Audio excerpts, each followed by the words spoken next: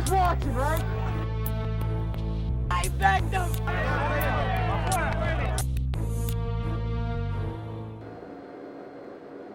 Thanksgiving Day 1999, two fishermen pull a barely conscious boy from the waters off the coast of Fort Lauderdale. The boy is found alone, clinging to an inner tube. Elian, his mother, and 12 others had fled Cuba 3 days before, but when their boat sank, only Elian and 2 others survived. The next day, November 26, INS grants his Miami relatives temporary custody. The Gonzalez family takes the boy to their Little Havana home. But on November 27th, from Cuba, Elian's father, Juan Miguel Gonzalez, demands his son be returned to the island. The battle for the 5-year-old boy ignites.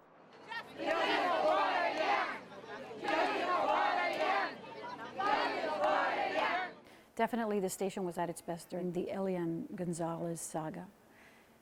I covered that one closely, and for me, it was personal. As a Cuban American, Elian Gonzalez, I knew the struggles that he and his family had gone through to get him here to this country, but then his father wanted him back.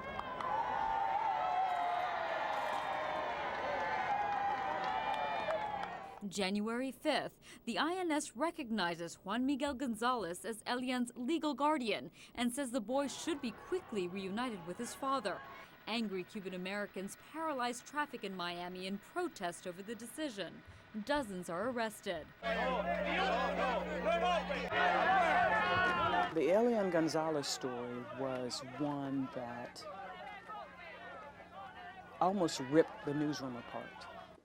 We were all on heightened alert, and I remember breaking up several almost fistfights in the newsroom between employees who had difference of opinion about what should happen and when. It was an incredibly stressful time. It was a story where people cried, and as a manager and a leader of the team at that time, it was not to say you cannot have emotion around this, but it was to know that emotion, but also to make sure that our coverage was separate from the emotion. And that was a very hard thing to do. So I was conflicted about the whole situation, and covering it, it was very difficult to try to be neutral, as I always try to be, no matter how I feel on the situation. So for me, I thought that we really did a service in this community when we covered that story. Good afternoon, everyone. Events are changing moment by moment in the case of Elian Gonzalez. And officials right now are trying to get his Miami relatives to voluntarily hand over the child to his father. I'm just praying for this child. You know, that I pray that, he could stay in this wonderful country of ours. I'm here to support Elian. Everybody that's here tonight is really just giving it one last shot, and we're just really hoping. I don't want to be selfish. I don't want him for me. I want what's best for him and what he wants. We've always, as a family, want him to be with his father and with his grandparents, but here, where his mom lost her life to bring him to, and I feel that this little kid really knows what happened in that ocean, and he's always asked us that he wants to stay here. Besides that, once I told him, wouldn't you like to be with your father, and wouldn't you like to go there? And he looked at me and he said, my mom brought me here. Janet Reno was the Attorney General, and she ordered the Elian to go back to Cuba with the father. They stormed the house. Here comes the raid right now.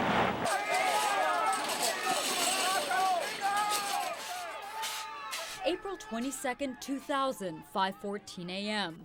Federal agents raid the Little Havana home of the Gonzalez family. Elian is seized. Against the barrier now. The whole world is watching this.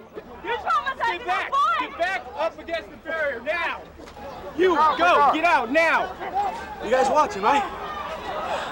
Let me go to the other side. No. Let's go. That way. Barricade. Get over.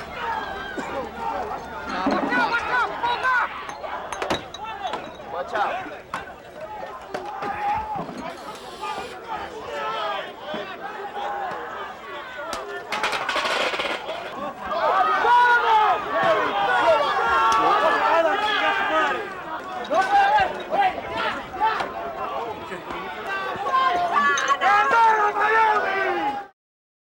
someone comes running to the back house running that the marshals were here. I personally didn't believe it. I got up, and when I looked and I saw them coming, I locked the door. They got the boy inside the room with Angela and Donato. Ben, I was trying to help, actually. I wanted to get the camera guy to be able to catch this scene because, I mean, I could conceive that they were coming in the house with gun, shotgun, with a flashlight, telling everybody to stand down. The cameraman got knocked down to the floor, put a gun at his head. I grabbed Mary Lacey's, and Mary Lacey's screaming, don't do it, we'll hand the child over, don't do it. I begged them, please, I'll turn in the boy, don't do this. I begged them. They break the door down of her bedroom. She's screaming not to do it while she has a gun at her chest. Alan told me, the photographer, grabbed the boy with a gun, pointing at Elian, Elian crying. We saw Elian being dragged out by the federal agent. The standoff between the Miami relatives and the U.S. government is over in just a matter of minutes.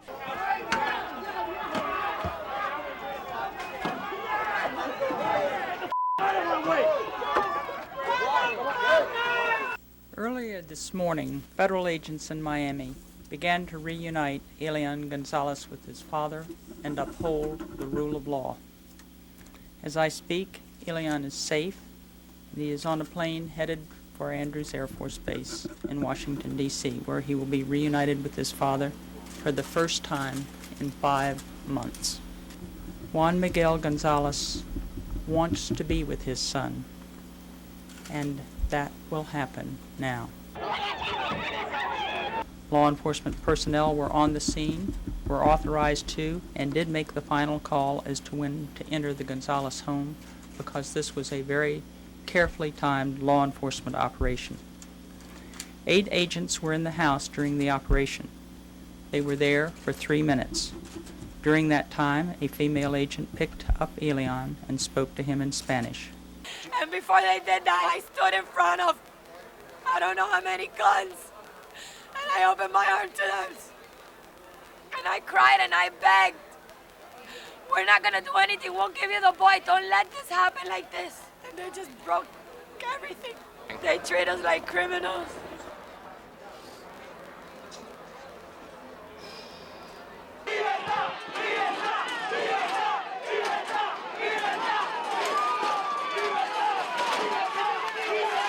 There were riots in Miami when Elian was taken away.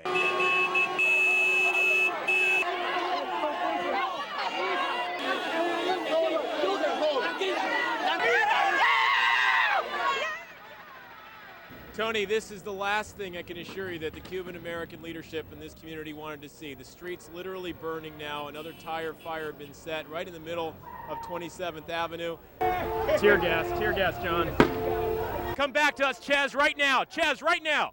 They look like soldiers. They're firing tear gas to clear out the area. And on that day, near Flagler and 27th, John Lang and I were tear gassed 4 times in one day. Oh, we're getting tear gassed again. Just as you said that, some tear gas was... So the police were trying to disperse crowds that were burning cars and burning tires, and we were right there trying to report on all this without getting hurt. The sensation of being tear gassed 4 times in one day, including a couple of times while we were on live television, and all of your sinuses are draining and you're just in agony and you're on live television. That actually happened to us, and that's something I won't forget about the Elian Gonzalez saga. Obviously doing political maneuvers to please the Cuban government. This has been a very emotional case for everyone involved. The most important thing is that Elian is safe and that no one was seriously hurt. As we all await the outcome of the appellate process, I think it is important for us all to accept Elian's long overdue reunion with his father. It is time to heal wounds that have divided the community. It is time to help this little boy heal from the tragedies that he has experienced. Tonight, Judicial Watch now joins in the Miami relatives' fight to keep Elian in the United States. More protests in Little Havana as time now runs out on Elian Gonzalez's stay in the United States. A last-ditch appeal to the United States Supreme Court on Monday. With legal avenues exhausted and several courts siding with the Justice Department and Juan Miguel, 6-year-old Elian Gonzalez boards a plane headed for Cuba, 7 months after his saga began. If we had to do it all over again, we would. Elian's mother wanted him to live in the United States, in freedom. I did it for one reason. I thought the little boy belonged with his father.